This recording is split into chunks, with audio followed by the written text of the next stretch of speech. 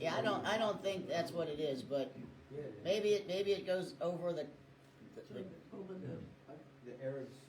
Yeah, over the turban or over the head. Google Yeah. search on it, it'll come up. What about the ropes that they wear around the I'm surprised you haven't done it yet, Steve. there are different colors. I searched it.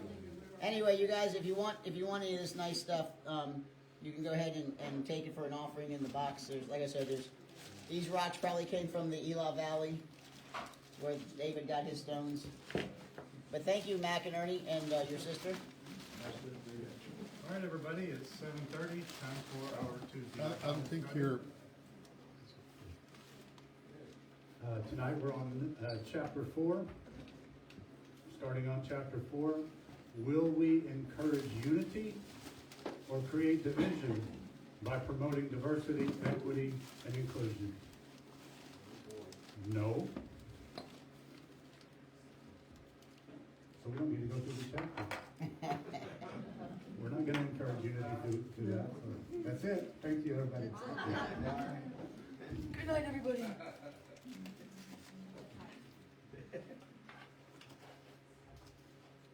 So we're going to start in Colossians 3, verse 11. Here there is not Greek or Jew, circumcised or uncircumcised, barbarian, Scythian, slave, free, but Christ is all and in all.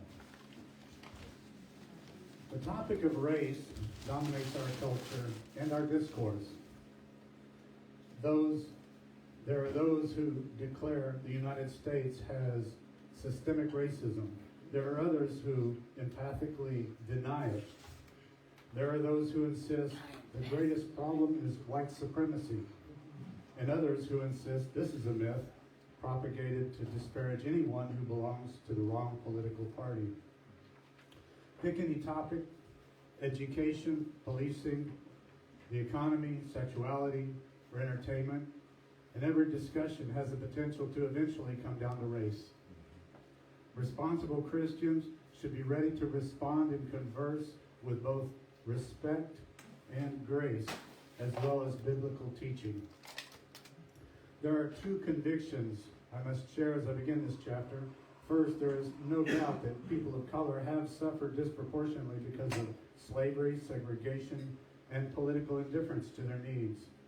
They do indeed have a steeper hill to climb than those who are white. Most white Americans have never felt stigmatized for their whiteness, but our black brothers and sisters can share of many instances, both personal and within their larger communities, where they have often been unfairly targeted due to their skin color. Pastor and author Tony Evans has put this in perspective. He says that systematic racism is no longer on the books, so to speak, but still continues to show up in pockets and places across the land. You see it as unequal access to quality health care and the lack of affordable, nutritious meal options in urban centers.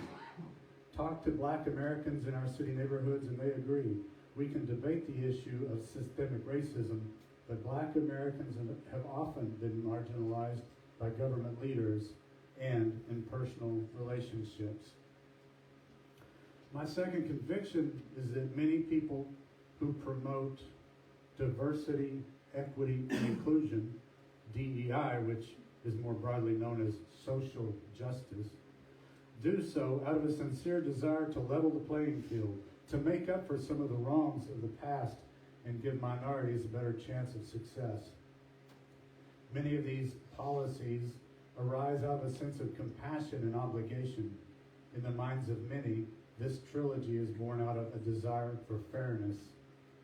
However, this chapter intends to show that such secular social justice theories hurt the very people these policies claim to help. The policies that arise from these theories are demeaning to minorities and perpetuate stereotypes. The DEI political and racial stance assumes a group of people cannot compete in achievements and so must be given special favors. But these favors actually incentivize low expectations. In fact, the social justice movement and ideologies such as critical race theory are tearing down any progress made in race relations. In fact, the social justice movement and ideologies such as critical race theory are tearing down any progress made in race relations. In the minds of some, victimhood must be maintained because it's the path to power. Appeasements and special privileges must always be demanded. That no matter how many concessions are made on the part of the so-called oppressors, they will never be enough. While oppression does exist, claims of oppression are being overused and abused as pretexts for special favors and excuses for failure. As a pastor, he writes, my heart always seeks to work toward unity, not division, oneness, not in groups in opposition to one another. Injustices must be confronted together with all sides evaluating the reasons for disparities and inequalities. Unity and not division is what we pray for. The Bible confronts racism by emphasizing our similarities while recognizing our cultural differences. Scripture tells us there is only one race. In Acts chapter 17, verse 26 says, God has made from one man every nation of mankind to live on all the face of the earth. Though we may have different ethnicities, ultimately there is only one human race. Skin color is one way to divide humanity, but in many ways, that's an artificial division. Nevertheless, in this book, for the most part, the writer does use the term race rather than ethnicity because it is in keeping with the language used in the debates that rage in the wider culture. Just listen to the rhetoric on the left or the right, and all the talk is about race and race relations. So race is the word I'll use most often. The term race will be used here in the broad social sense in which it is applied in everyday life to designate ethnic groups of various sorts.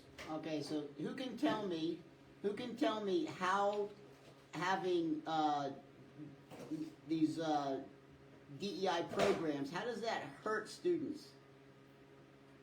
It lowers expectation. So what does it mean when you lower expectations? Give me an example. People get lazy. Worse. So what the school system has told black children is you can't compete with white people on an even level because you're not smart enough. And so because of that, you don't have to write in proper English. You can use Ebonics, you can use other languages. But there are black people all over the world, especially like in England, who speak perfect English. They don't need to be having their requirements dumbed down for them. And it's the same. We've had years and years of affirmative action. How come years and years and years of decades of affirmative action haven't changed anything? Because if you don't go to the root of the problem, which is true education, reading, writing, arithmetic, social studies, civics, the stuff that we learned back when we were in school, you're never going to get away from that soft racism of low expectation.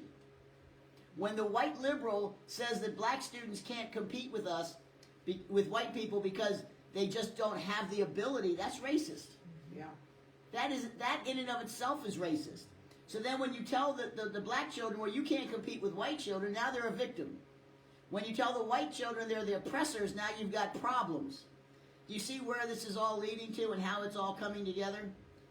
This is why we cannot have this nonsense going on in our schools. DEI is not going to help anybody. Let's talk about reparations for a minute. I don't remember, he probably gets into it, but if you have reparations, what do you think is going to happen? Let's say that every black person in America was given $10,000 in reparations. What happens when they spend the money? They want more. Nothing changes. It's like when we donate food, if we give money to different groups in different countries that are hungry, they buy food, they eat the food, when the food's gone, they're hungry again.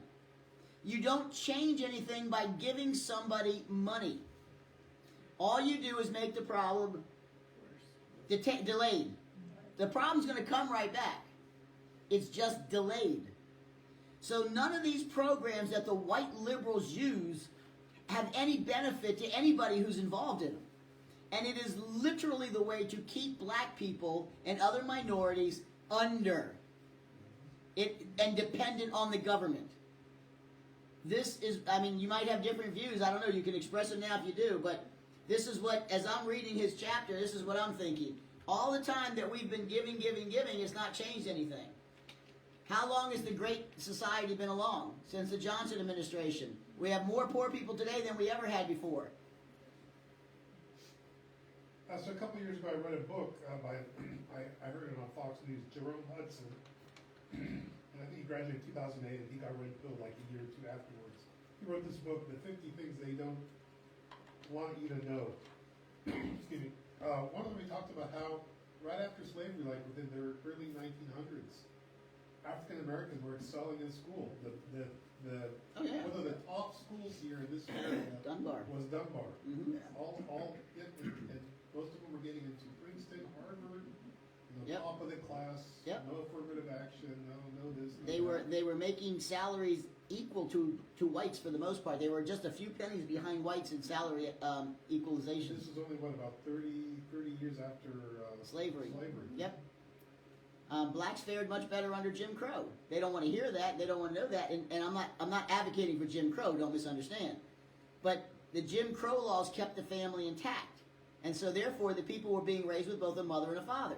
When the Great Society came along and they did away with, and they started making welfare payments if the husband left, husbands left because they knew the government was going to take care of their responsibilities. So this is the problem. If you ever want to read a good book, Thomas Sowell, Black Liberals and I'm sorry, White Liberals and Black Rednecks. Good book. Good book for you guys to get into. Anything by Thomas Sowell on race relations is good because he's an honest arbiter of the word, of the statistics and stuff. He's not trying to skew things to his thing. But Black Rednecks and White Liberals is a great book, and it talks all about how well everybody was doing after slavery, and there was always integration. But what happened, and this might surprise you, a lot of you, but most of the slave owners in the South were from Northern England and Northern Ireland. And they were promiscuous, they were boisterous, they were drunkards, they were philanderers, they were just horrible people. And the black slaves who had come out of slavery in the South, they thought that's how rich white people acted. So when they came up to the North and were bringing that behavior with them, that's what caused people to start moving and started having inner cities and all kinds of stuff like that. So really, if we know the truth of history, we can better understand why things are the way they are. Again, the number one reason why everything's the way it is Satan. Don't misunderstand that. This is a spiritual battle for sure. But the other thing, where communism and socialism live, they divide by class. The rich versus the poor. Well, we got too many rich black people in this country. They can't do the rich versus the poor, so they got to do the black versus the white. So this is why for America specifically, where we are a nation of immigrants, they're putting one group against the other, and that instead of the rich against the poor, because we got rich Hispanics, rich blacks, rich whites, rich men, rich women, so they can't do the bourgeoisie thing. But this is why they're going this route. It's Satan and his spiritual battle to destroy us, and the left's way of bringing socialism and destruction to our country, to do away with our Constitution. Remember, like I said, our Constitution was written for a Christian Judeo country. Without Christian Judeo values, our Constitution won't work, and that's what they're trying to do, is get rid of all of it. Thank you, Rabbi. The destructive influence of diversity, equity, and inclusion. As we continue. In the last chapter, we learned that in order to bring about socialist/Marxist society, culture must be deconstructed. In order to achieve that deconstruction in America, racial disparities have been highlighted and exploited to emphasize only the evils of the United States, rather than asking how we can work together to bring about beneficial changes. Today, policies are implemented under the broad label of social justice, but these policies grow out of militant secularism and are therefore divisive, unhelpful, and lead to a dead end of perpetual hostilities. Cultural Marxism is undermining who we are as a people, incentivizing finger-pointing without mutual accountability. Here are some reasons the diversity, equity, and inclusion movement is destructive to our quest for better race relations and a return to sexual sanity. Diversity, equity, and inclusion insist that difference to certain groups is more important than competency or merit. Briefly, this trilogy, DEI, seeks to give preferential treatment to those who belong to a certain class, race, or sexual identity, regardless of their competency. People are being rewarded on the basis of their group identity rather than their qualifications. Imagine you're a football coach who is asked to form a team with 54 players on the roster, and you're required to do so according to ideologically driven DEI principles. Among the players, 17 must be black, 19 white, 9 Hispanic, 7 Asians, and 2 have to be individuals who were born biologically as females but consider themselves as transgender and identify as males. DEI demands these results, and fans say they will not come to a game unless there is a player on the field that looks or identifies like they do. Actually, there should be no objection to forming such a football team as long as winning isn't the objective. If your goal is DEI, you might even see losing a game as proof that you are woke and that you are in line with the official cultural narrative. At least you will not be accused of insensitivity to minorities, unless, of course, some group insists on greater representation. Football is one thing, national security is another. Here is the new inclusivity pledge for the Task Force 1 Navy personnel. Invest the time, attention, and empathy required to analyze and evaluate Navy-wide issues relating to racism, sexism, ableism, and other structural and interpersonal biases. Advocate for and acknowledge all lived experiences and intersectional identities of every sailor in the Navy. The word ableism refers to people with disabilities. No. It does as far as, that's how he's using it in the book. That's how they're using it in the book. What people are able to do and not able to do. No, not, for the people with disability, those who are ableist are those that, us, that are looking at them as not being able to do what we can do. So we're ableist. Right, but because- that's how he's evaluating them against ableists. So the disabled are evaluated against those able-bodied people. That's what he means by it. According to this pledge, there should be no prejudice in the Navy against those who are hampered by physical or mental disabilities.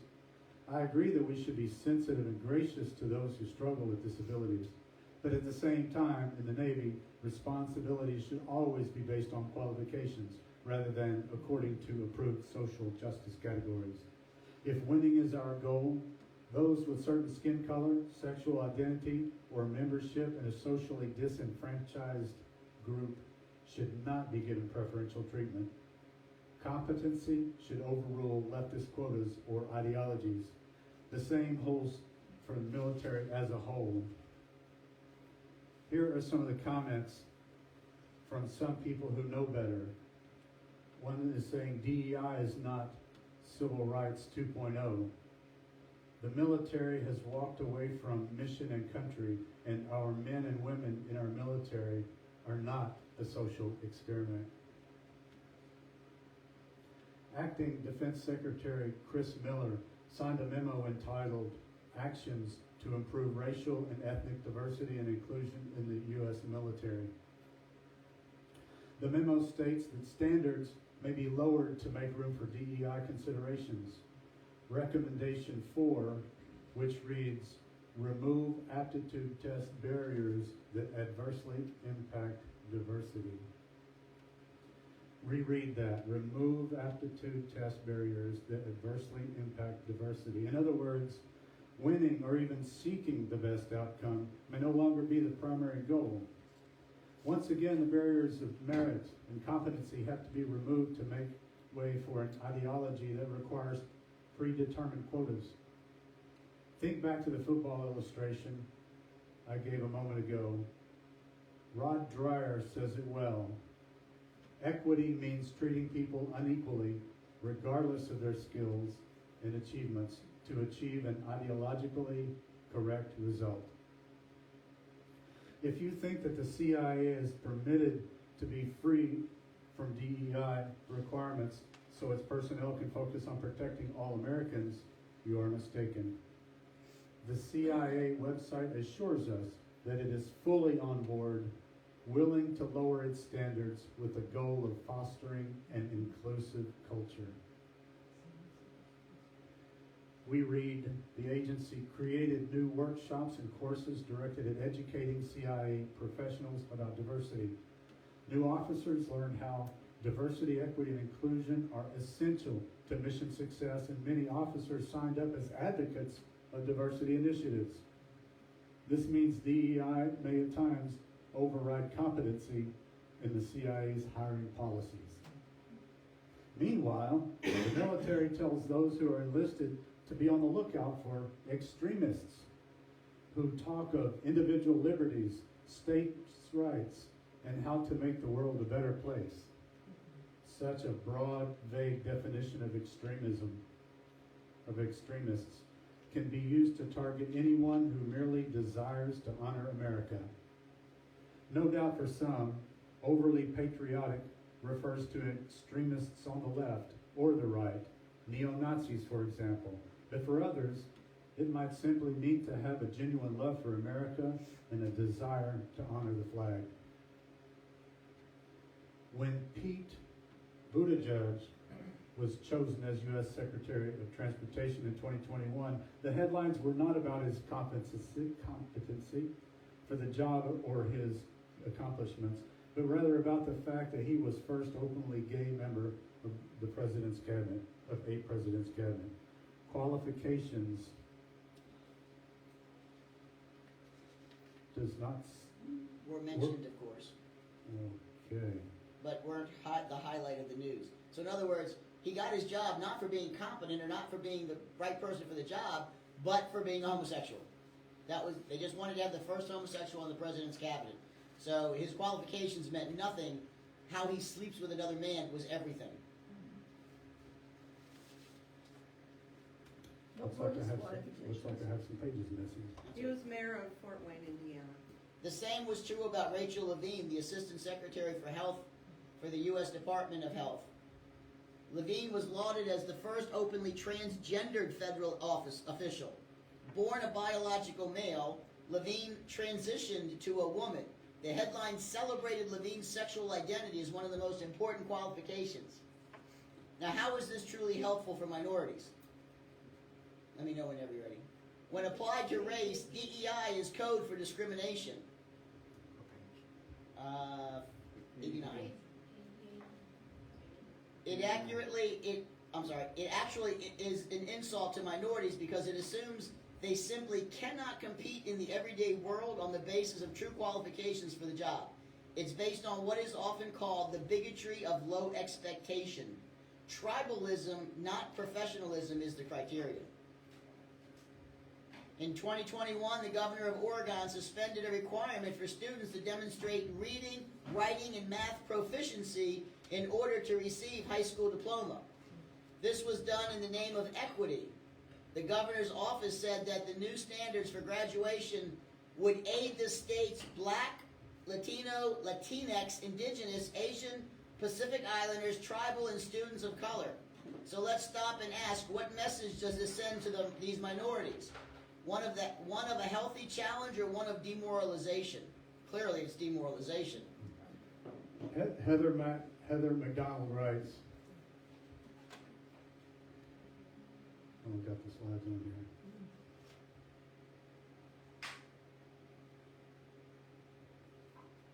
A growing body of empirical evidence is undermining the claim that racial preferences in college benefit their recipients.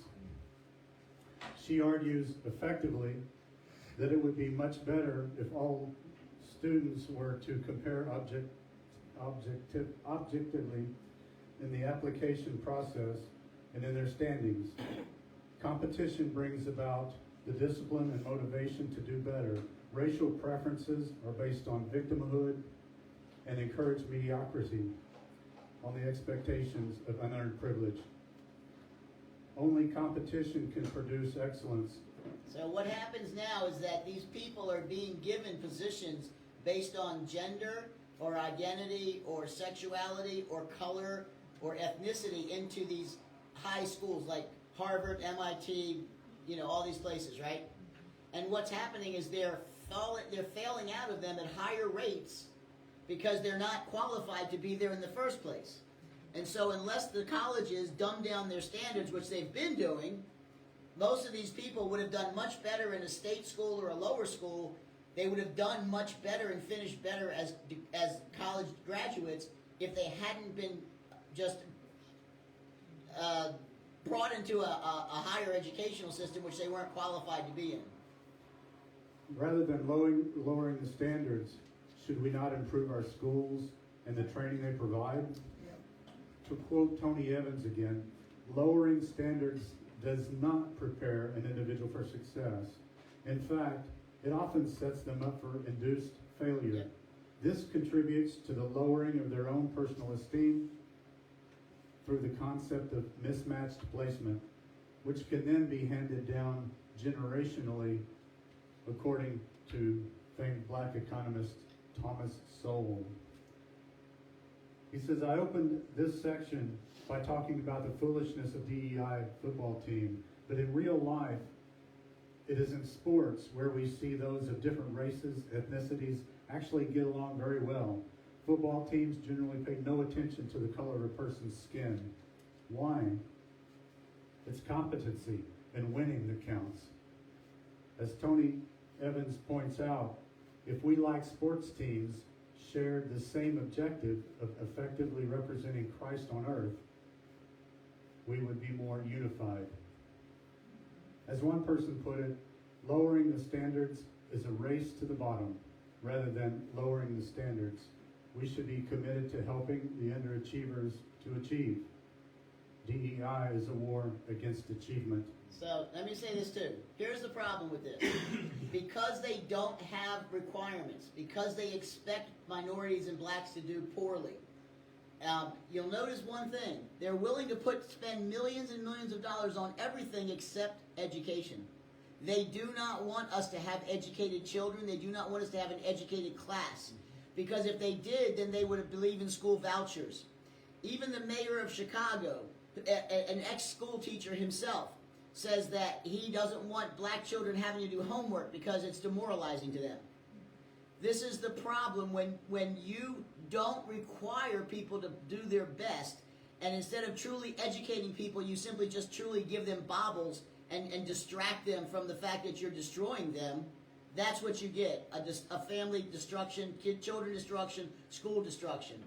Is this what's happening in the churches right now too? It is. That they're letting people in that really shouldn't be going, and they're really not teaching. Well, it's not that they shouldn't be going. Everybody should be Well, going I to mean, church. You're not teaching the. You're not the teaching Bible. truth. You're not teaching the Bible. You're dumbing down the scriptures, and you're allowing them to bring their sin with them and to continue in their sin as opposed to correcting their sin. This is the same problem. This is why the church is a mess the way it is too. But if I guarantee you, if they truly cared about children, they would truly give them the best education that they possibly could so that these children could compete, not just in America, but with everybody around the world. There was a time when America was number one, number two. We're down to like number 20 or something in national abilities for children in our education. Other countries are beating the pants off us. And that's what some want. That's what they want exactly. the destruction of America. Yeah. I mean, they've wanted this for decades now, and they're getting their way. But I also think they're doing this to make, certain people dependent on the government. Absolutely. They've been doing that since the Johnson administration. That's why they legalized pot, because now it dumps them down and they're gonna. Well, yeah, and a bunch of people sitting around high on pot aren't going to care what the government does. So again, every time they do something, they have a specific goal in mind, and it's usually the destruction of our country. And the other article that I was reading, interesting, a couple weeks or months ago, was that, a lot of employers, the private sector they're firing a lot of Gen Zers, and the Gen Zers are jumping over to the government side because they're guaranteed a job forever. you know, Yep. When they have to do, and they don't have to just do benefits. anything. They don't get fired, they get promoted. Well, again, the educational system in our country is socially promoting children who can't read, write, or do math. But they're socially promoting them because you can't have 20-year-olds in the third grade. But it doesn't matter that they can't read or write or do math on a third grade level. If they're 20 years old, they simply have to be socially promoted. And it's only going to get worse. The 1619 Project skews history to exacerbate the racial divide. The racially driven 1619 Project skews facts in order to teach that America was built on two evils, slavery and capitalism, which were perpetuated by white people whose only goal was to hold on to power. A curriculum based on this teaching is being taught in thousands of schools. Robert Woodson, a black entrepreneur and general editor of a book titled Red, White, and Black, Rescuing American History from Revisionists and Race Hustlers, says that the 1619 Project is a lethal narrative that perpetuates a crippling culture of victimhood in the African American community. To push against the false, not the 1619 narrative, Woodson began 1776 Unites, the year the Declaration of Independence was signed and the U.S. actually began as a nation. Woodson's goal is to counter the 1619 Project by uniting African Americans to advocate for principles of self-determination, entrepreneurship. He argues with hard data that if given the opportunity, African Americans can compete in schools and in business. He writes, contrary to CRT ideology, several factors far outpace race in determining educational success. These include family stability, parental involvement, a school and a home culture that supports effective study habits, and elementary school curricula that prioritizes broadening students' knowledge base. In contrast, Woodson says that the 1619 Project deprives African Americans of the agency to improve their lives. He continues, this garbage that is coming down from the scholars and writers from 1619 is most hypocritical because they don't live in communities that are suffering. They are advocating something they don't have to pay the penalty for. Speaking at the National Press Club in Washington, Woodson says, people are inspired to achieve when they're given victories that are possible, not always showering them with injuries to be avoided. Glenn Lowry, a professor of economics at Brown University, agrees. He says, I believe in America and I believe in black people, he said. Something tells me when I read that document that the 1619 Project authors don't. They don't believe in America. And I'm sorry to have to report, I get the impression they don't believe in black people. The bottom line, we should work toward equal opportunity and help those who struggle with underachievement, but not reward incompetence with commitment to DEI. Let's ask what we need to do to bring people to a higher level of achievement instead of lowering the bar to incentivize mediocrity. So they said that every time an astronaut takes off in a rocket, they always say the joke to the other astronauts. You know, this rocket was built by the lowest bidder. Now they're saying, you know, this rocket was built by the lowest bidder with the highest DEI score. And they're really concerned about their lives now. Yeah. And that's why you've got 2 astronauts stuck in outer space now. What's supposed to be 5 days is turning to 5 months. And the funny thing about that is that Boeing was given twice the amount of money as SpaceX. SpaceX has had hundreds and hundreds of successful launches, and Boeing's had 2, and only one was manned. And guess who's saving their 2 astronauts? SpaceX. Yep. And because one of them did DEI and the other one did not. DEI inflames divisions and deconstruction. When was the war against supposed white supremacy politicized? It began in 1974 with a group called the Weather Underground and their book Prairie Fire. The Politics of Revolutionary Anti-Imperialism. The book's title was derived from the Chinese communist leader Mao Zedong, who stated in his Little Red Book that a single spark can begin a prairie fire. The Weather Underground worked to organize white Americans to fight against America's history and institutions. They didn't hide their identity, but declared themselves to be communists. Here is an excerpt from the introduction of the book. We are a guerrilla organization. We are communists, women and men. Our intention is to disrupt the empire, to incapacitate it, to put pressure on the cracks. Our intention is to engage the enemy, to wear away at him, to insulate him, to expose every weakness, to pounce, to reveal his vulnerability, to agitate, to organize, to join in every possible way the people's day-to-day struggles. Now, I looked up this group just for the heck of it to see a little bit more about it, and they set off a lot of bombs in Washington, D.C. Yeah, they did. Notice how they identify themselves first. We are what? Communist what? Women, men and women. Men, No, no, no. women and men. First. Women and men. Yeah, these are all women. I thought that's interesting. So the group strategized to get white There was only 2 Americans. genders back then. No, but I mean, it's not, usually it's men, you know. Men and women. Yeah. You They see a lot of the mention women women now first, yeah. are the leaders Yeah. of a lot of these organizations. Okay.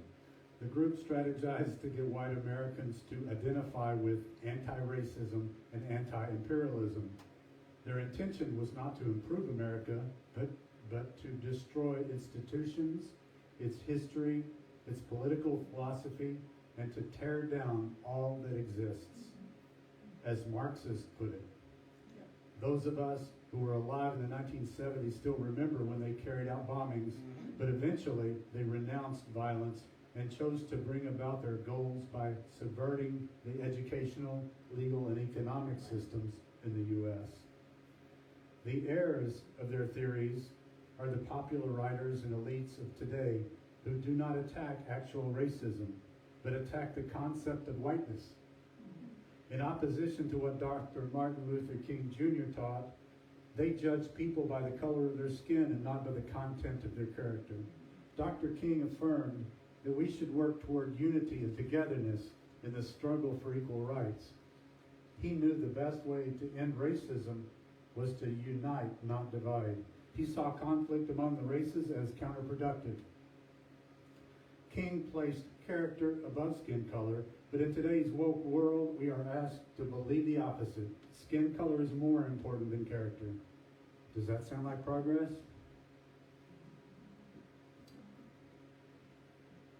He says, I took time to read the popular book, White Fragility by Robin DiAngelo.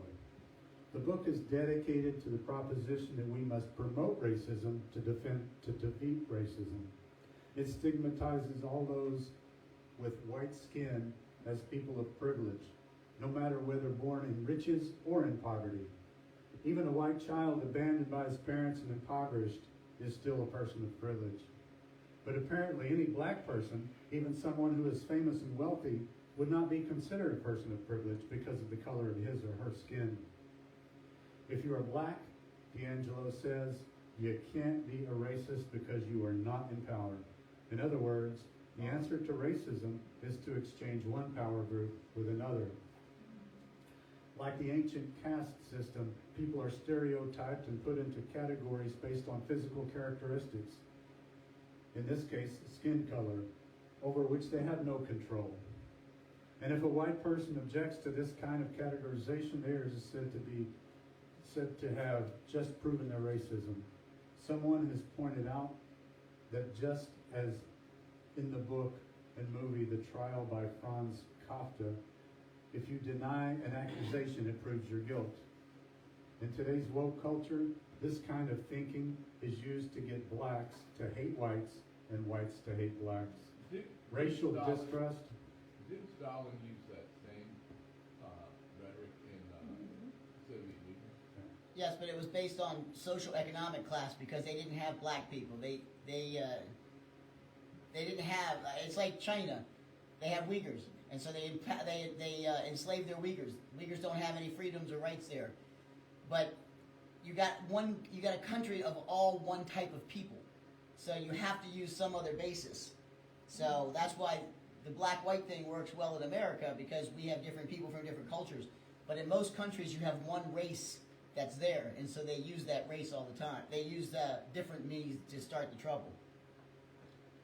Racial distrust and anger are exacerbated with no end in sight. According to D'Angelo, what are the characteristics of whiteness? Let me quote examples. Let me quote. Examples of this ideology in the United States include individualism, the superiority of capitalism as an economic system, and democracy as a political system. Consumerism as a desirable lifestyle, and meritocracy, which says anyone can succeed if he or she works hard. Don't miss this. If you believe in individualism, capitalism, democracy, consumerism, and meritocracy, honoring competence and achievement, you are racist. Now, just admit it. Who doesn't believe these things? Who doesn't believe in individualism? China, Nazi Germany, any of the socialist, communist countries, right? They don't believe in individualism. They don't want capitalism, because in capitalism anybody can succeed. But in their structure, you'll get what you get and you'll like it, right? Democracy basically is mob rule. I'm not a fan of democracy. That's why the United States was made a republic, because in a republic everyone has a voice. It's not just mob rule. Consumerism. I'd like to be able to buy what I want to buy when I want to buy it. That's part of doing the work and putting in the effort and the time. You can't do that. You got bread lines all over the communist countries. You can't get shoes. Everything's on ration. You can't just walk into a store and buy things unless you're part of the privileged group. But that has nothing to do with based on your race or anything. They're all the same race. And meritocracy. I mean, look at the leader of North Korea. Is he in power because of his merit and his education, his skills, his abilities? No. He's there because if you don't vote for him and you don't do and follow him, he'll have you killed. And he inherited that from his father, who inherited that from his father. So what we have in America is the best system of the whole world, and yet they're trying to destroy it institution by institution to make it just like the rest of the sick world. Why does the left declare war against individualism? Because, as Marx knew, individuals are difficult to control. Marxists believe that allowances cannot be made for an individual's personal conscience and freedom. It's better to categorize people as a group and then label them so they will reinforce a collective consciousness. And those who don't comply can be immediately identified. The goal is to forbid people to act independently of the group.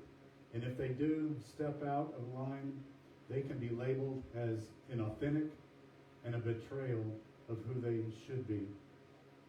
They can be punished for independent thought. But not the people who make the decisions. They can be individuals. They can do what they want. They can think what they want. But you will comply. Put another way, the left is saying, if you are black, stay in your lane.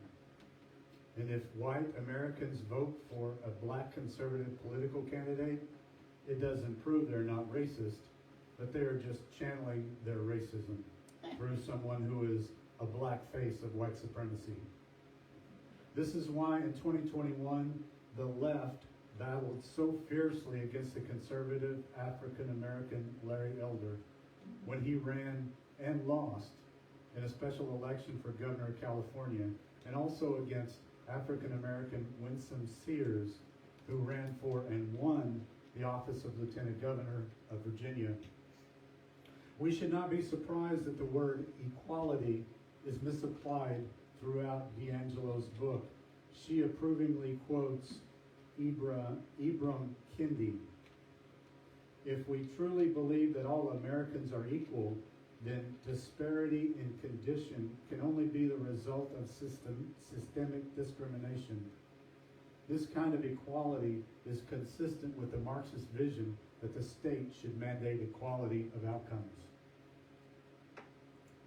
Let's follow D'Angelo's logic for a moment.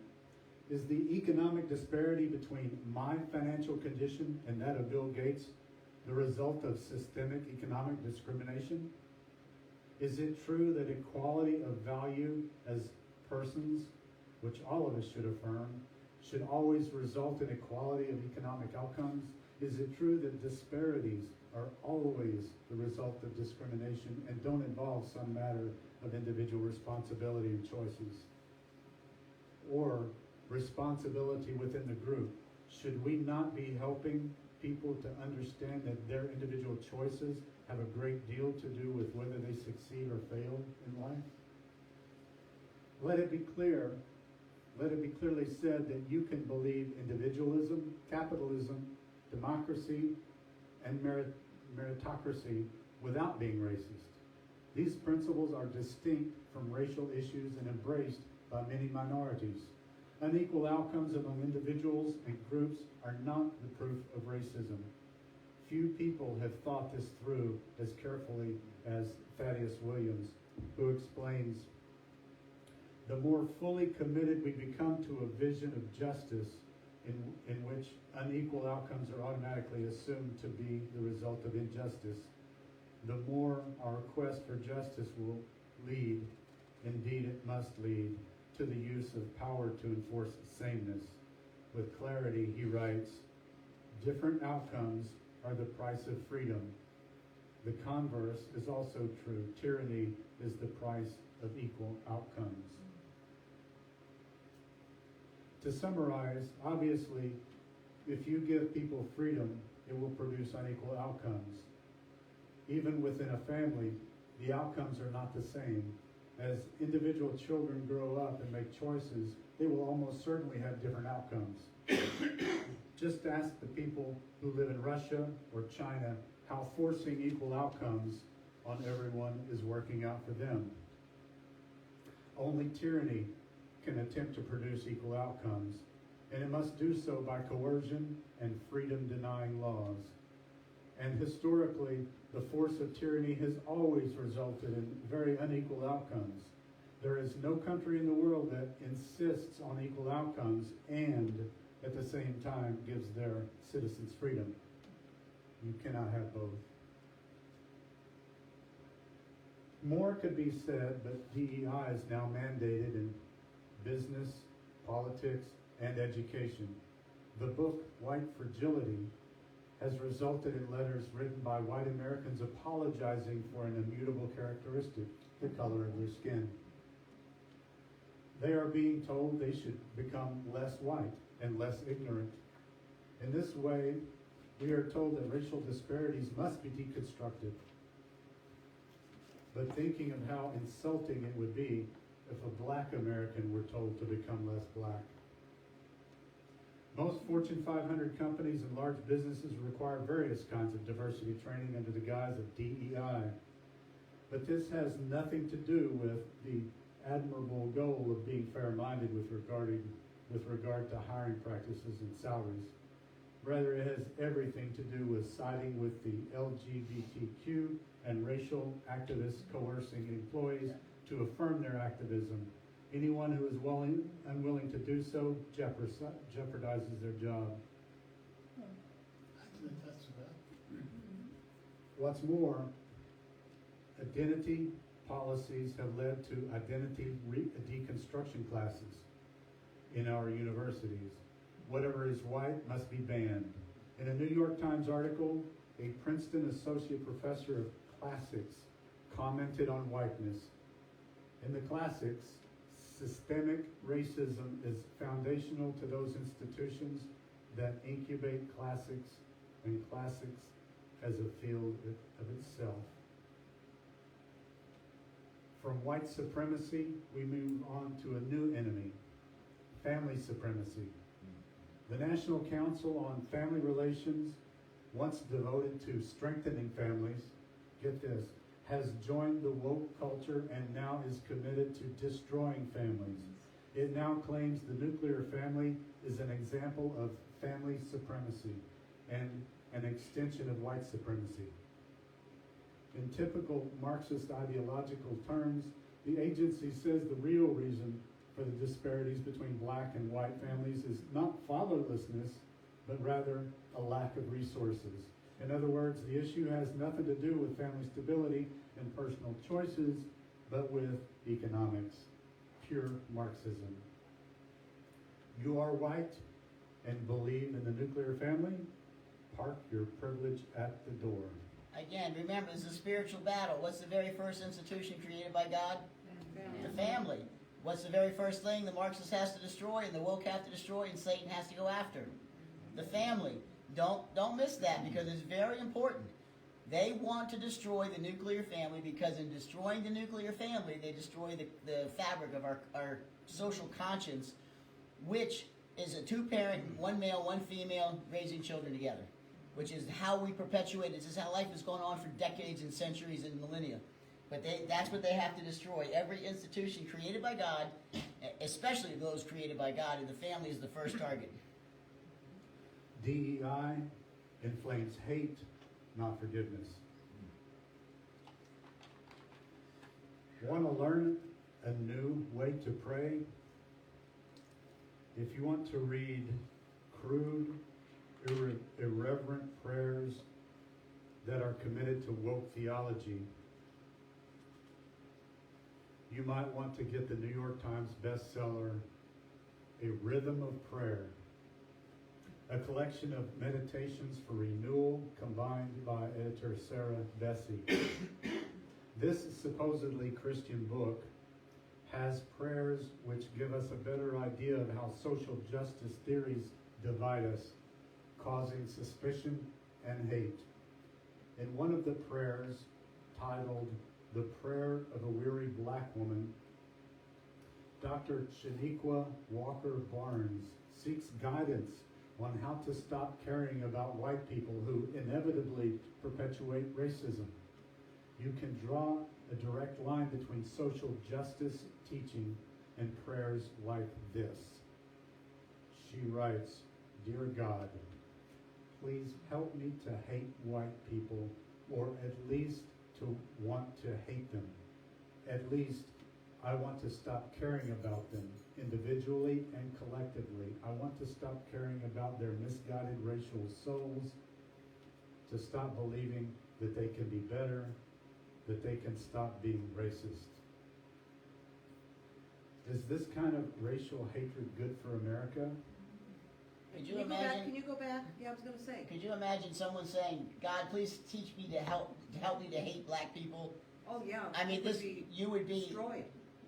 Yeah, I mean, you're literally their house would be burned down. People would be surrounding them. They'd be Oh, killed yeah. or something. But this is the kind of crap they can get away with in today's leftist society. And every vote for a Democrat is a vote for this crap. Every vote for I don't care who the Democrat is. This is their platform. This is what they believe. This is how they plan to destroy America. I'm sorry. Go ahead, Kathy. That's what I was gonna say. It is definitely, and you know what's funny? Or it's God. I captioned a meeting today, and Just it to know was this is a going on the web. DEI meeting. Yeah. And here I'm listening to all this stuff, and then it's like I knew that I was coming to the Bible study, but I didn't know this was the subject. But I don't want to say all of them because I didn't look at all the cameras, but mainly white people that are promoting this and in the positions to help people get the jobs or to get the accommodations that they Yeah. need and to do the education, and it's like, okay, so you believe in DEI, so why aren't you one of the classes that you're trying to promote and everything? No, better yet, You know? why don't they step down from their jobs and give it to a minority? That's what I'm saying, and Yeah, it's like, they say this stuff all the time, but they don't ever want to give up their job and their wealth to help out the minorities. But again, taking a minority person and putting them in a position they're not qualified for is not helpful to anybody. Again, it goes back to education. We need basic education in America to go back to what it's supposed to be. Equal for everybody. Reading, writing, arithmetic. Look, I was part of the generation that suffered busing. Okay, everybody in the class was taught the same thing. Why were there different outcomes? Because of the choices people made in life. And again, it's not just between whites and blacks. There are people within the same families who made different choices in their lives. One has a ginormous house. One lived in a truck. Again, nothing wrong with that, but you understand that choices have consequences. You make a choice, you make a decision, you deal with that. Because again, you can have the same exact jobs, the same exact opportunities, and you go in different directions. So it's not about being racist or anything else. There were black kids in my school growing up. They were bused to the white schools growing up. How come nothing changed, or very little changed? Again, this is spiritual. It has to do with these people mocking God and attacking our institutions, God's institutions. Also, I think a lot of these race hustlers, they're making money out of it. Oh yeah, they're making tons of oh, money. yeah, Because yeah. This It's a is business. not new, like even Booker T. Washington, he has this quote, which, he was, so he escaped Slavery. from West Virginia and ended up going to military academy in Virginia, and, he studied, And was very successful. University, a lot of businesses, but here's one quote, he says, "There is another class of colored people who make a business of keeping the troubles, the wrongs, and the hardships of the Negro race before the public, having learned that they are able to make a living out of their troubles. They have grown into the settled habit of advertising their wrongs, partly because they want sympathy and partly because it pays." Jackie, Yep. Jackson. Yep, that's Jesse Jackson and the rest of them. Go ahead, Amy. Al Sharpton. yeah. Al Sharpton, yeah. Last night, Greg and I went to go see Am I Racist, the new Matt Walsh movie Mhm. about this. And he interviewed a lot of people, and he showed how much they had to pay them to sit for the interview. So the screen shows two people, and over here it shows $5,000. This one lady got $50,000 to talk about how her little daughters were overlooked at, I think, Disney World by a character who didn't wave to them. It went by them. They were little black girls. So the mother was very angry about that, but she would take $50K to talk about it. Matt Walsh. And he had Robin DiAngelo. He made a fool of Robin DiAngelo. Did you see it? No, but I saw the clips because I'm a Daily Wire member. But I can tell you, as someone who has been in one of those costumes, several of those costumes, you can't see everything. You literally, when I would have like a 6-foot Easter Bunny costume on, and I had a little space right here where my eyes can go out through the neck, you can't see right and left. You don't have that peripheral vision. If these little kids are coming up along the side, it's very easy to miss them, and it has nothing to do with race or anything else. All right, so is this the kind of racial hatred Now, good for everybody America? knows you were the Easter Bunny. Jewish people should make money anytime they can. Sorry. I get a white beard, I'm going to be Sure. playing I'm Santa sorry. Claus. I'm sorry, I interrupted you. Just put flour on it. There is a better way forward. Let me recommend to you the book, One Blood, Parting Words for the Church on Race and Love by the great black preacher and leader John M. Perkins, who himself was horribly abused by white people during the Jim Crow era in the South. In responding, he writes, "I had learned to hate the white people of Mississippi, and if I had not met Jesus, I would have died carrying that heavy burden of hate to the grave." His entire life has been devoted to bringing unity to the church, understanding, not division, forgiveness, not retaliation, oneness, not rancor.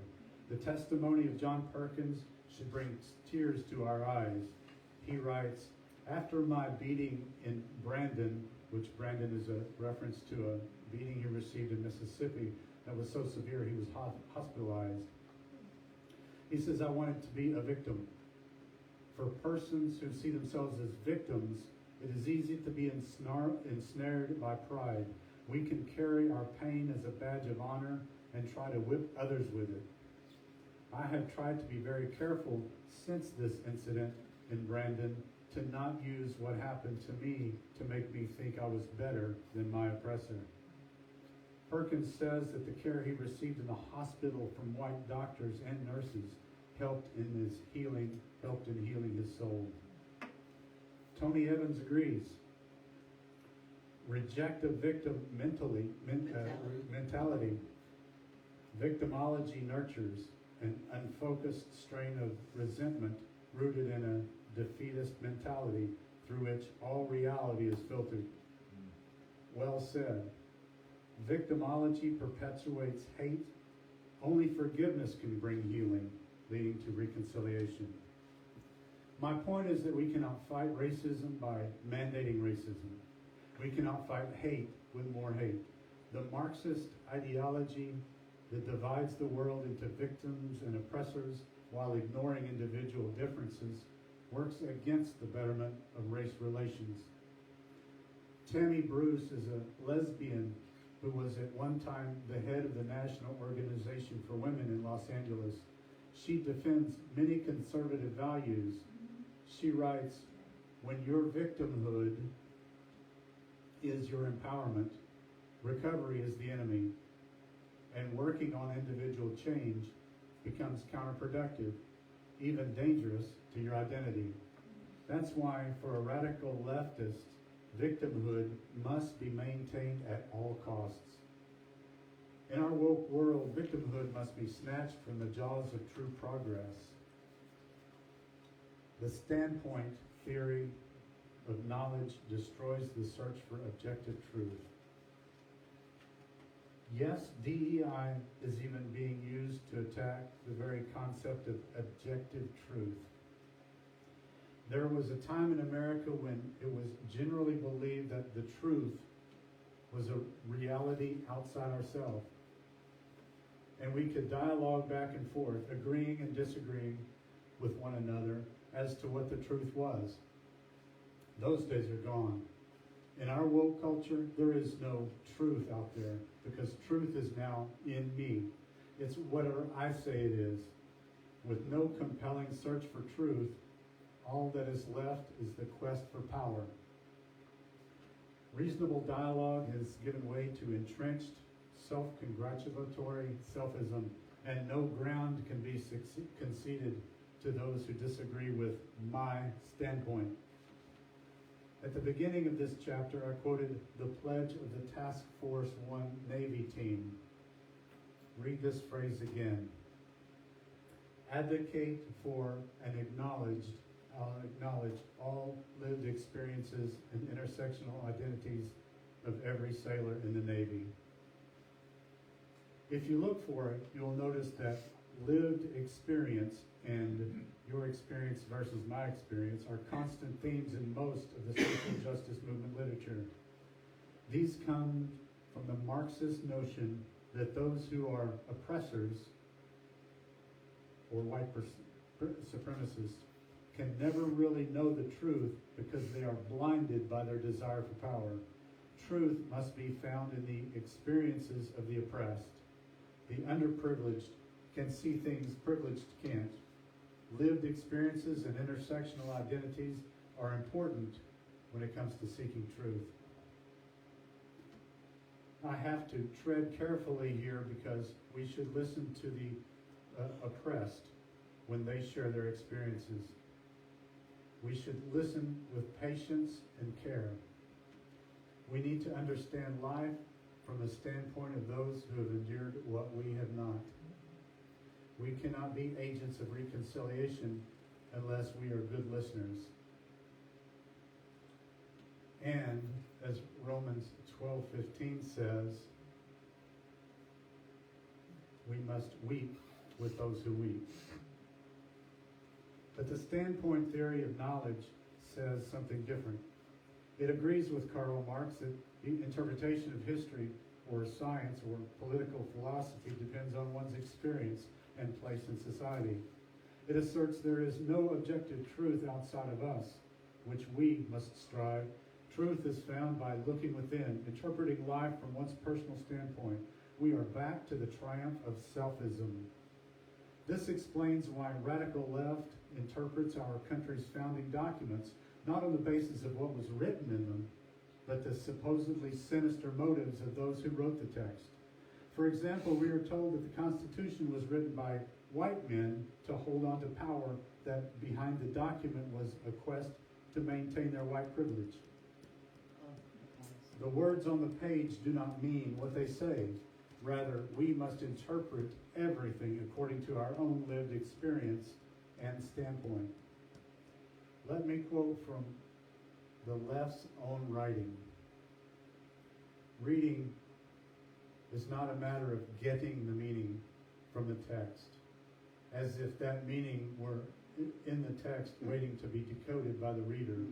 Rather, reading is a matter of readers using the cues print provides and the knowledge they bring with them of language subsystems of the world to construct a unique interpretation. This view of reading implies that there is no single correct meaning for a given text, only plausible meanings. So we are told we should not think we can get the meaning from the text. And they apply that to the Bible.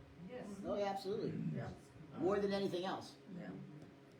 If we were to apply the same theory of interpretation to the scriptures, we could say that David wrote the Psalms not to extol God and to describe his intimate worship of God, but rather to cover for his sin. For example, in Psalms 34:1, he says, I will bless the Lord at all times. His praise shall continually be in my mouth. These were just words on a page, and because we know David was flawed, we have to deconstruct the text to make it mean something very different.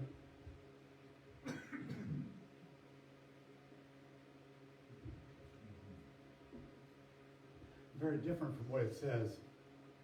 For instance, maybe David had no personal relationship with God, but wrote this to maintain his reputation and to hold on to whatever power he had. Why this interpretation? Well, wokeness says there is no meaning in the text waiting to be decoded. So we are invited to construct a unique interpretation of David's writings. After all, there is no correct meaning, only plausible meanings. So give the text whatever meaning you want based on your personal experience and standpoint.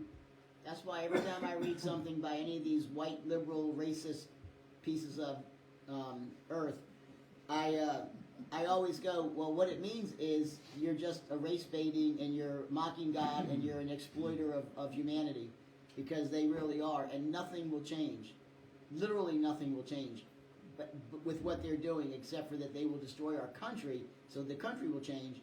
But the reality of it is that we had good race relations in America before Barack Obama.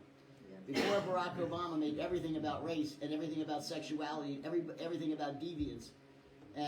We actually had very good race relations in America, and America wasn't even thinking about race. But it was always simmering under the day-to-day issues, not because there was a problem with racism, but because there was race baiters out there, and that's what the race baiters wanted, was waiting for their opportunity to strike, to destroy our country through these race perversions. So it's interesting that Al Sharpton, actually, I know the date on March 10, 2010, Yeah. he made a comment saying that when the United States elected Barack Obama, they brought in socialism. Oh yeah.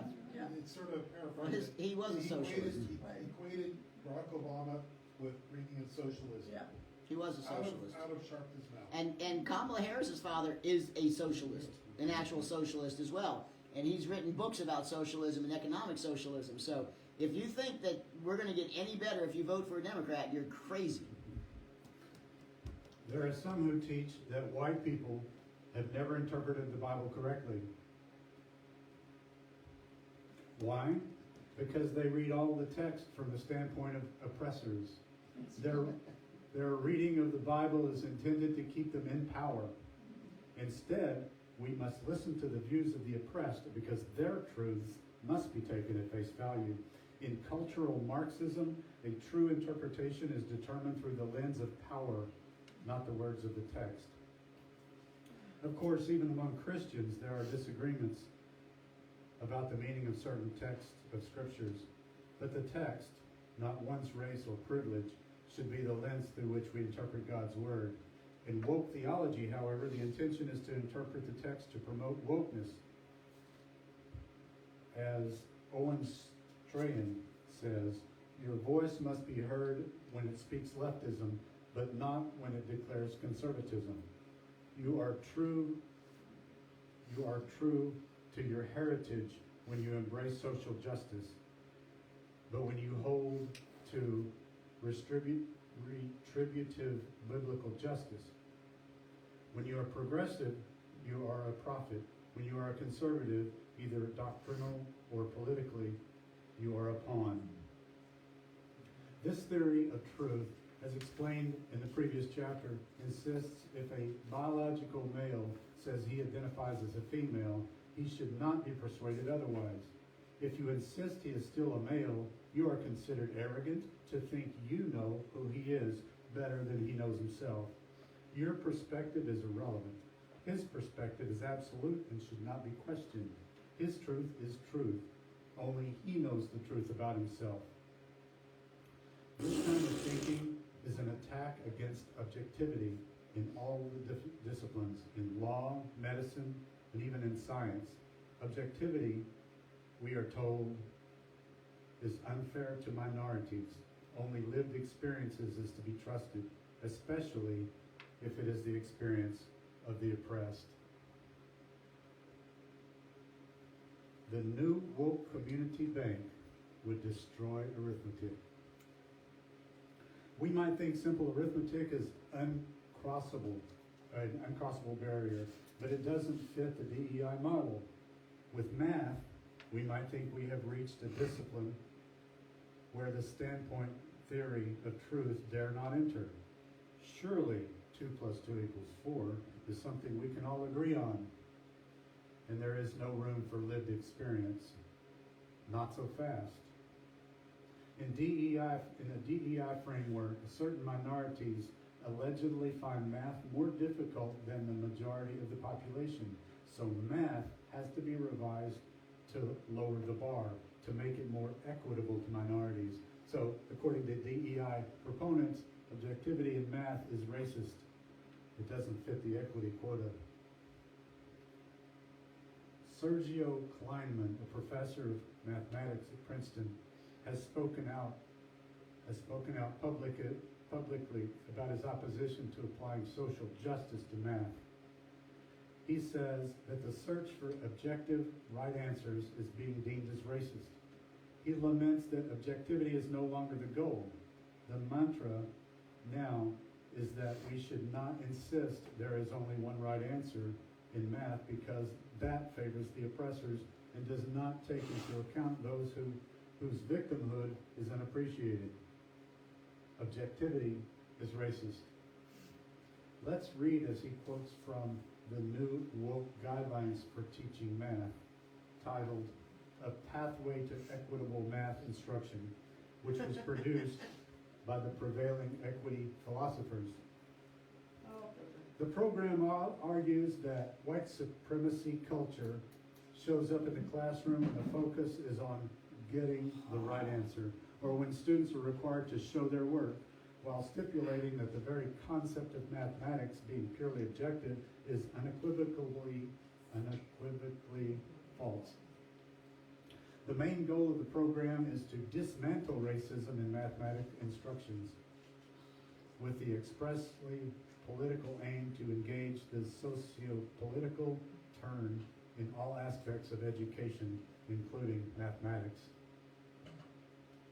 What they're saying is this: white supremacy shows up in the classroom when one dares to say that mathematics is objective.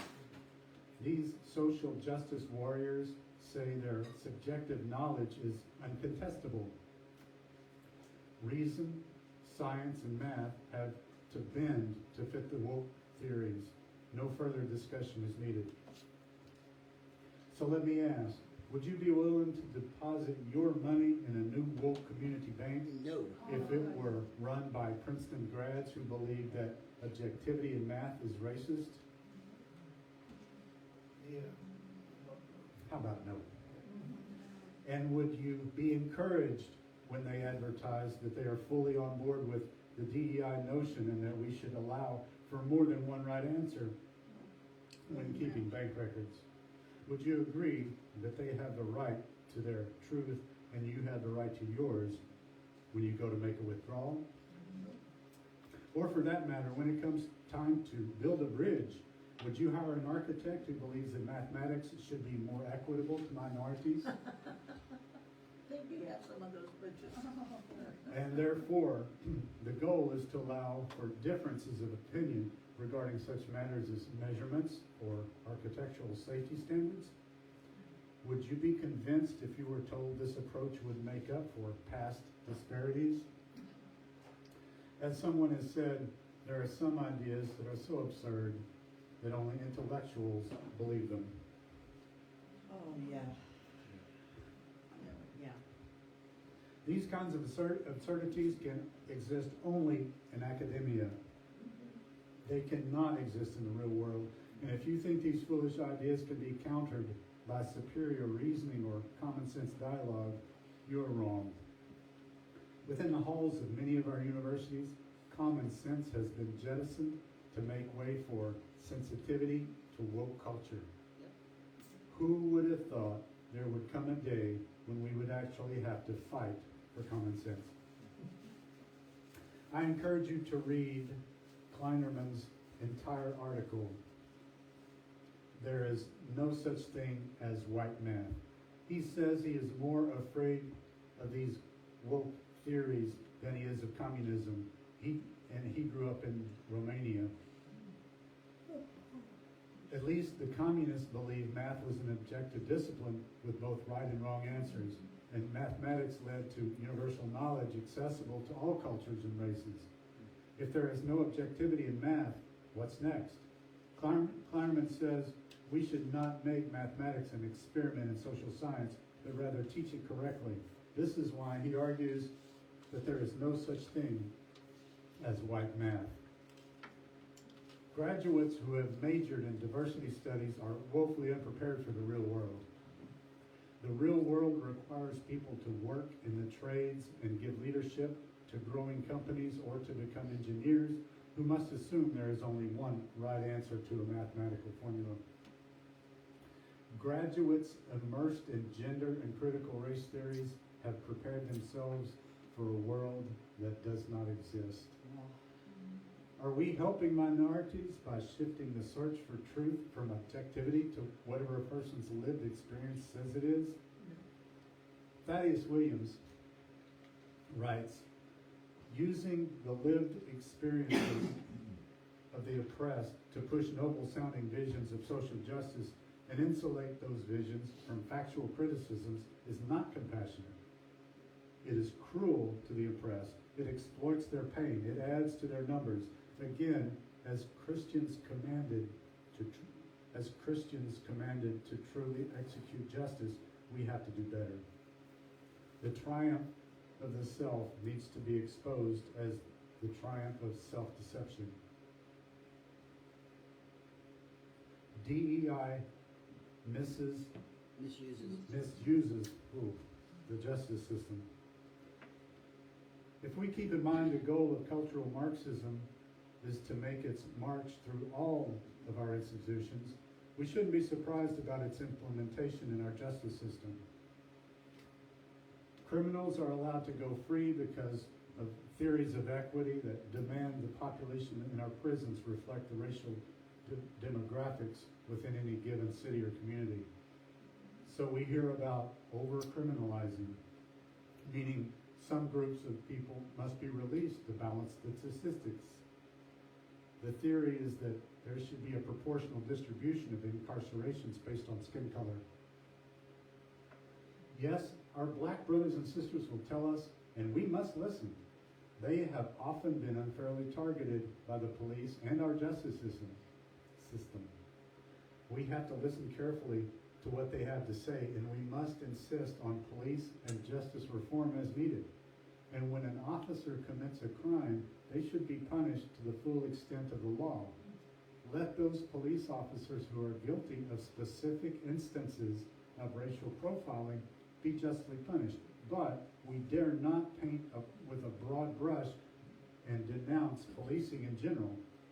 Once again, the destructive notion of the collective guilt has tarnished policing, resulting in an escalation of crime, the likes of which we have not seen. I want to point out that racial profiling is not a crime. It simply means looking at people in the community and trying to determine who was most likely to have committed the crime. And it's like if you're walking down the street and 3 Hispanics are walking behind you, you might be tempted to cross the street because you don't know these guys, you don't know what they might do. That's like a racial profiling incident. If when the police department got stupid and they would say, okay, give a description of the suspect, but you can't mention that he's black or white. Well, then how do you know whether you're looking for a black person or a white person? This is the stupidity of this kind of nonsense. But racial profiling is not a crime, so I think he's just mistaken here when he says that if they're guilty of racial profiling, they should be punished. It's not a crime, and sometimes it saves your life out there. Yeah, and just realize, I'm reading a book. I'm not reading the Bible. There are going to be things in here that you probably don't agree with, or things in here that I don't agree with. But just, if you want, bring those up as they happen, and we can discuss, definitely. So how many planes land safely each day in the U.S.? Many thousands. Yet the only time we hear about a plane landing is when it crashes. Think of thousands of traffic stops, arrests, and crimes investigated every day by police. Yet the only ones that get news coverage are the tiny fraction that can be used for political and racial purposes. At the time of this writing, smash and grab crime rampages are making headline news. A nation in which crimes have virtually no consequences is a nation on the verge of unmitigated chaos. Who needs cops when you tell the criminals they won't be prosecuted for looting anything worth less than $1,000?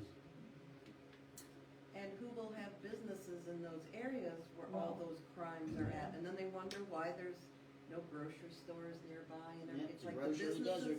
can't make money because they keep getting stolen from them. But according to some people running for president, they're gouging people. Gouging. The average percentage of profit a grocery store makes is literally between 1.5% and 2%. That's not price gouging. They have lost items and lost leaders all the time in grocery stores. The radicals defend looting as distributive justice or reparations.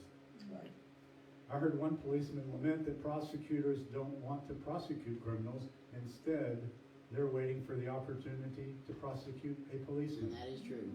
The police are the villains and the looters are folk heroes. Why the defund the police movement? Remember, Marxists will use chaos to bring about a Marxist state. So we shouldn't be surprised that the police, which are the last line of defense between an orderly civilization and total chaos, would be under attack. Order is an impediment to the revolution. Yep. Notice how too often justice reform means protecting the criminals, not the victims. The radicals sometimes emphasize that if you are a victim, it's really your own fault. You should not have been out at night. You should have been in a group, not walking alone. You should have your own security. Only the criminal can be assured that all their rights will be meticulously followed. The result is turnstile justice with a revolving door for criminals who know there is very little cost for breaking the law. Criminals are protected and the victims are abandoned to survive as best they can. Remember, Marx taught that people commit crimes only because they are oppressed. Yes. If you remove the oppression imposed by capitalists who are in power, crime will decrease. Everyone will live happily without any need for laws. From that perspective, defunding the police makes sense. This also explains the trend of abolishing bail fees. We're told that criminals deserve a second chance so they can offset their oppression. Meanwhile, the number of repeat offenders is increasing. Where is crime the lowest? What countries? Saudi Arabia. Right now, Venezuela. China? Yeah. Why? But why are Saudi Arabia, China, and some of these other countries? Why do they have such a low crime rate? They have strict laws. They have very strict laws, no tolerance for crime. I mean, there's public caning. There's all kinds of stuff they do. China now, also has cameras everywhere. Yeah, they do. So, it's Yep. literally the Big Brother society. So does America, buddy. Trust me. Montgomery County especially. Oh. Yeah, but again, where the places you have the lowest crime is where they have the most severe punishments. However, don't miss this. Once the revolution is complete and the radicals are in charge, they will be advocates for a strong and intrusive police force that enforces strict commitment to their Marxist-driven ideology. Let us not forget the Red Guards in China, the secret police in communist countries, and the Hitler's SS troops. Over-policing those who are seen as dissidents will become the norm with no recourse, and freedom will become a distant memory. You can expect to see policemen on your doorstep if you fail to obey a government mandate, or you are suspected of having voted for the wrong political party. But for now, the chaos our Marxist-leaning elites seek has arrived. Equity is turning out to be the new tyranny. And they will. I am dumbfounded when I see police doing illegal things out there. That things that, if they would have told me to do that, I would have told them they could go do something else. I would never have enforced the laws that they're asking these police to enforce today. And I can't believe that any policeman with any common sense is actually doing it. Like what? Example? Like when Tim Walz, the vice presidential candidate on the Democratic side, had during the George Floyd things, he had his police going out there and shooting people with paint guns to get them off their porches and get them inside at curfew time. On their own porch. On their own porch. I mean, the Supreme Court said that your porch is your house. If you're on your front porch, you're in your house as far as the Supreme Court is concerned. But who tells anyone to shoot people with paint guns? That's just insane. That's insane. And he had snitch lines so you could snitch on your neighbors who weren't doing what the government told them to do. And you had all kinds of things that were happening. Wow. This is somebody who should never have power because he is already morally corrupted by his power as governor. It would only be worse as vice president. So they picked him purposely. Yeah. I'm Oh sure. yeah, sure. Well, they couldn't pick the Jew because of all the anti-Jewish stuff out there right now. Shapiro would have been would have probably given him secured Pennsylvania for them. But being the fact that he was a Jew, we can't have that. Okay, so we're coming up on 9 o'clock. This is by far the longest chapter that we've had so far. Probably got another 15 or 20 minutes. Either we can adjourn and take it up next week, or we can go ahead and stay. I think I'm trying to see how long chapter 6 is. Chapter 6 is long too. Oh, It's not as long. I'm sorry, 5. Sure, five is not as long. Yeah.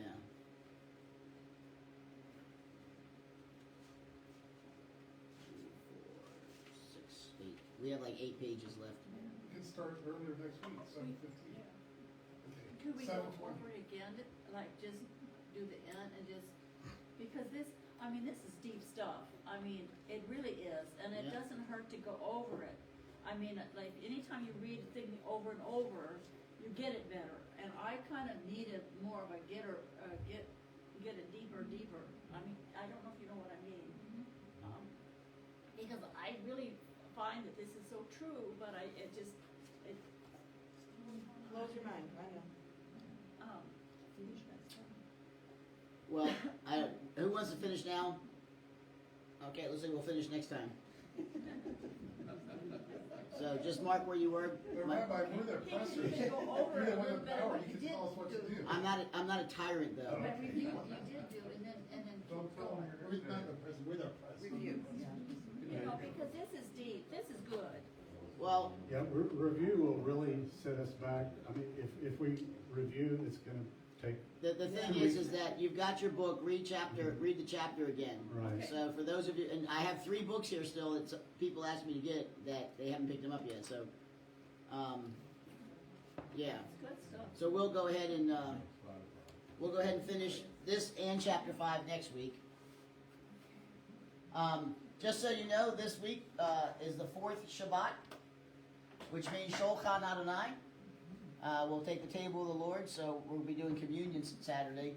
My sermon is, who are you? What was it from the CSI? My wife plays this CSS all day, this NCIS all day long. Who are you? Ooh, ooh, ooh, ooh. Who are you? Anyway, I'm going to tell you who you are, because it goes right along with what we've been studying here in this EDI stuff. Okay, so that's my sermon for this week. Who are you? What else is coming up? High Holy Days. Please don't forget the High Holy Days. They start really quick next week. They're going to start. We're going to have a lot of special services and a lot of special time together. You don't want to miss them. Do we have calendars? Do we have calendars this year? We have calendars. Yes, the calendars were given away for weeks now. No, not the calendars, but the yellow, usually it's the yellow sheet with a. It's a blue That's sheet been today. here that's been here for a whole month. Yep, the blue sheets have been here for a whole month. Colorblind, so it's blue line, it just. You're matches the colorblind. wall. At least the front and back wall. Yeah, front and back wall. All right. It's in my line of sight. Any questions?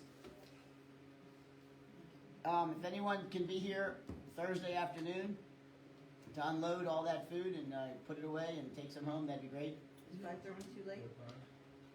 Well, we have to be in a meeting until 2. We'll probably get there about 3.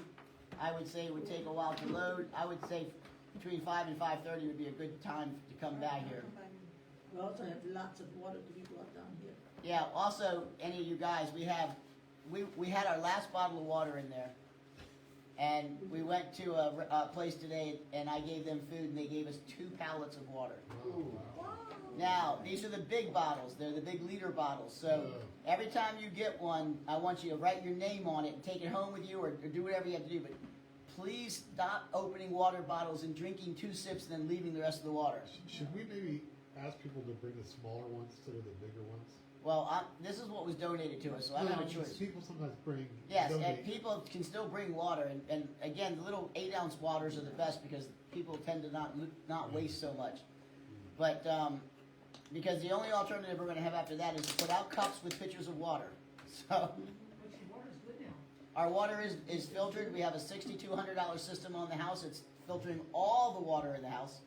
So you shouldn't have any complaints with the water. But the point is, we still have the water bottles, and we want to, if you're going to drink water, please don't just take the bottle, open it, take a sip, and then walk away from it, because our plants are being overwatered now.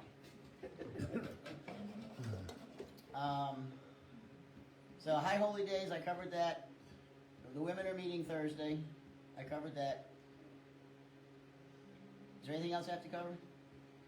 All right. Anything from you guys? All right. I'm sorry, I'm really tired. We had a really long, hard day today with yesterday and today with donations. If you didn't notice, there's all kinds of spices in the food pantry. Tons of chicken. Lots There's and lots of in chicken. the refrigerators, please take that home with you. Yeah, take the because we chicken in the can't fit it refrigerators freezer. first, because we can't put it in the freezer. We just don't have enough space out there. Okay. All right. Let's pray and go witness to the world. Heavenly Father, thank you so much for our time together tonight. We thank you, Lord, that this place is not afraid to speak the truth to power. That this place is not afraid to say what is right and righteous. This place is not afraid to quote the Bible and to stand for Jesus. So, Father, while the rest of the world may hate us, while the government may attack us, and while it may not go well for us in the end, we'll be right there with all the apostles, having suffered as a martyr for the cause of Messiah. So, Father, I ask that you would protect these as they go, that you would put your angels around them, Father, that no weapon formed against any of us would prosper. But Father, we will not give in, we will not divert, we will not lessen the truth of Jesus for anything. Because Father, you gave us your word and your promises, and we can see how the Bible is coming to life before our eyes, and we, Father, will stand for you. Father, give us the ability and the courage to stand for you. And we pray this in the precious name that makes it happen for the one who died on the cross for us, for Yeshua of Nazareth. Amen. Paul, did you also want a calendar? Didn't it write on the- No, I had calendars, yeah, I had calendars. Again, if you want to take any of this stuff that Actually, was a donated to us coworker wanted one of my It was some- white down there, colors. the white down there. for a small donation, go right ahead. I had one, but the coworker wanted one. Is it okay to give it to me? We deal with things. Paul, You like this one? got it. Yeah, I sent it or something. Let me end this.